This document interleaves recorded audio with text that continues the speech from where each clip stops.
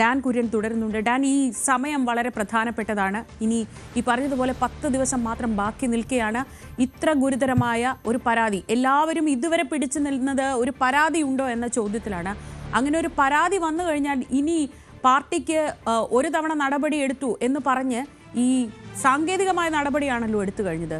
ധാർമ്മികമായി രാഹുൽ മാങ്കൂട്ടത്തിൽ കോൺഗ്രസ് പ്രവർത്തകനായി, കോൺഗ്രസ് നേതാവായി തന്നെ പാലക്കാട് വളരെ സജീവമായി നിൽക്കുന്നതാണ് കഴിഞ്ഞ ദിവസങ്ങളിൽ നമ്മൾ കണ്ടത്. ഈ അവസാന ദിവസങ്ങളിൽ രാഷ്ട്രീയ സാഹചര്യങ്ങൾ, ഇപ്പോൾ അഭിലാഷ് സൂചിപ്പിച്ച ഇത്രയും അനുകൂല സാഹചര്യങ്ങളെ മുഴുവൻ കൊണ്ട് അവസാനം കൊണ്ട് കലമുടച്ചു എന്ന് പറയുന്ന ഒരു സാഹചര്യത്തിലേക്കാണോ ഇപ്പോൾ എത്തിയിരിക്കുന്നത്? പൂർണ്ണമായിട്ട് നമുക്ക് അങ്ങനെ എത്താൻ കഴിയില്ല. കാരണം ഞാൻ പറയാൻ കാരണം, പാർട്ടിക്ക് ഇതിൽ ഒരു പിഴവ് സംഭവിച്ചതോ അല്ലെങ്കിൽ ഒരു കൃത്യമായ ഉത്തരം നൽകാൻ, വിശദീകരണം നൽകാൻ കഴിയാതെ പോകുന്നതായ ഒരേ ഒരു കാര്യമായിരിക്കും. അത് പാർട്ടി ഔദ്യോഗികമായി ഇങ്ങനെ ഒരു നടപടിയെടുക്കുകയും യൂത്ത് കോൺഗ്രസിന്റെ അധ്യക്ഷ സ്ഥാനത്ത് നിന്ന് മാറ്റി നിർത്തുകയും പാർലമെന്ററി പാർട്ടിയിൽ നിന്ന് മാറ്റി നിർത്തുകയും ഒക്കെ ചെയ്തിട്ടും, പാർട്ടിയുടെ പ്രാഥമിക അംഗത്തിൽ നിന്ന് സസ്പെൻഡ് ചെയ്യുകയൊക്കെ ചെയ്തിട്ടും ഈ ആരോപണ വിധേയനായിട്ടുള്ള MLA പാലക്കാട് സജീവമാവുകയും തെരഞ്ഞെടുപ്പ് പ്രചാരണത്തിൽ പ്രാദേശിക നേതാക്കൾക്കൊപ്പം വീട് കയറുകയും അതല്ലാതെ തെരഞ്ഞെടുപ്പിന്റെ സ്ഥാനാർത്ഥി നിർണയത്തിലടക്കം ഇടപെടുകയും ഒക്കെ ചെയ്യുന്നത് വലിയ തരത്തിൽ ചർച്ചയായി മാറിയതാണ്. അതിന് ദേശീയ നേതാക്കളടക്കം നൽകിയ മറുപടി, പ്രാദേശികമായി എടുക്കുന്ന, പാർട്ടി ഔദ്യോഗികമായി എടുക്കേണ്ട നടപടി എടുത്തിട്ടുണ്ട്. മുതിർന്ന നേതാക്കൾ ആരും അദ്ദേഹവുമായി വേദി പങ്കിടുന്നില്ല.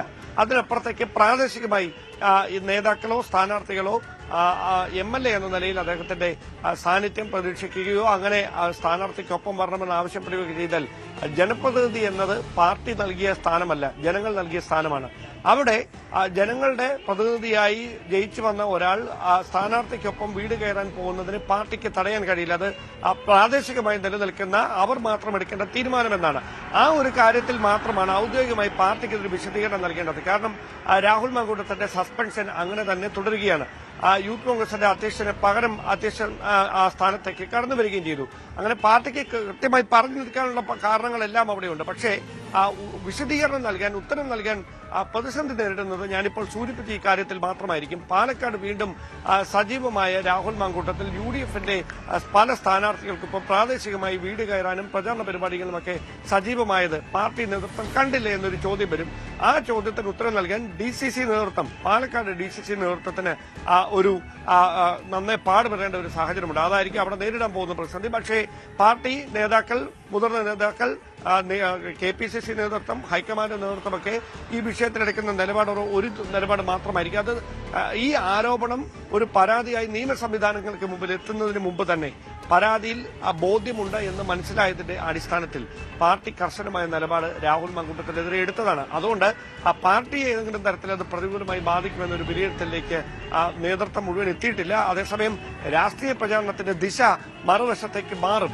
മാത്രമല്ല, ശബരിമല സ്വർണ്ണക്കൊള്ള അടക്കമുള്ള വിഷയങ്ങൾ ചർച്ച ചെയ്യേണ്ട സ്ഥലത്ത് രാഹുൽ മാങ്കൂട്ടത്തിനുമായി ബന്ധപ്പെട്ട് BJPയും LDFും ഉന്നയിക്കാൻ പോകുന്ന ആരോപണങ്ങൾക്ക് മറുപടി പറയും. അങ്ങനെ ഈ 10 ദിവസം പ്രചാരണത്തിന്റെ ദിശ ഈ വിഷയത്തിലേക്ക് വഴുതി മാറുന്ന ഒരു സാഹചര്യമായി കാര്യങ്ങൾ മാറും. അതിന് ജനങ്ങളുടെ കോടതിയിൽ അല്ലെങ്കിൽ ഈ ജനവിധി ഏത് തരത്തിൽ ആർക്കൊപ്പം നിൽക്കും എന്നതൊക്കെ നമുക്ക് ഡിസംബർ 13 മാത്രമേ അറിയാൻ കഴിയുള്ളൂ. നിലവിലെ രാഷ്ട്രീയ സാഹചര്യത്തിൽ കോൺഗ്രസിനെ സംബന്ധിച്ച് സാങ്കേതികത്വം പറഞ്ഞ് നടപടിയെടുത്തിട്ടുണ്ടെന്നൊക്കെ പറഞ്ഞ് പിടിച്ചു നിൽക്കാൻ കഴിയുമെങ്കിലും മറ്റ് വിമർശനങ്ങൾ LDFിനടക്കം എതിരെ ഉന്നയിച്ചുകൊണ്ട് പ്രചാരണ രംഗത്ത് സജീവമാകാനുള്ള നീക്കത്തിനുള്ള ഒരു തിരിച്ചടിയായി ഇപ്പോഴുണ്ടായിരിക്കുന്ന ഈ രാഹുൽ മാങ്കൂട്ടത്തിനെതിരെ ഉയർന്നുവന്ന പരാതിയും അതിലെടുത്തിരിക്കുന്ന കേസും അതുമായി ബന്ധപ്പെട്ടുണ്ടാകാൻ പോകുന്ന തുടർ നീക്കങ്ങളുമൊക്കെ മാറും.